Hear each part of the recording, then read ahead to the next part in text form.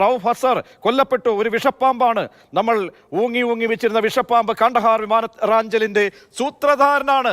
ബസന്ത് ചേരുന്നുണ്ട് ഡീറ്റെയിൽസ് നൽകാൻ. പ്രജീഷ, ഇന്നലെ നടന്ന ഇന്ത്യയുടെ ഓപ്പറേഷൻ സിന്ദൂരിലാണ് ഇപ്പോൾ മസൂദ് അസറിന്റെ സഹോദരനായ റൌഫ് അസർ കൊല്ലപ്പെട്ടു എന്നുള്ള വിവരം വരുന്നത്. കാണ്ഡഹാർ വിമാനറാഞ്ചലിന്റെ സൂത്രധാരകനാണ് റൌഫ് അസർ. ഓപ്പറേഷൻ സിന്ദൂരിൽ ഇന്നലെ ജെയ്ഷെ മുഹമ്മദിന്റെ ഓപ്പറേഷണൽ ഹെഡ്ക്വാർട്ടേഴ്സായ മർക്കസ് സുബാനല്ല പൂർണ്ണമായും ഇന്ത്യ തകർത്തിരുന്നു.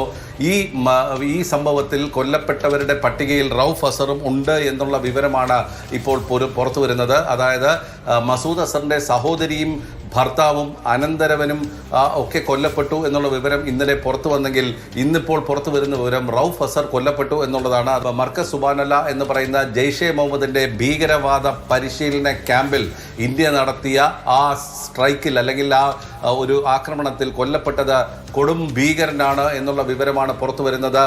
മസൂദ് അസർ എവിടെ എന്നുള്ള വിവരം മാത്രമാണ് ഇനി അറിയേണ്ടത്. എവിടെയാണ് മസൂദ് അസർ ഒളിച്ചിരിക്കുന്നത് എന്നുള്ളതാണ്.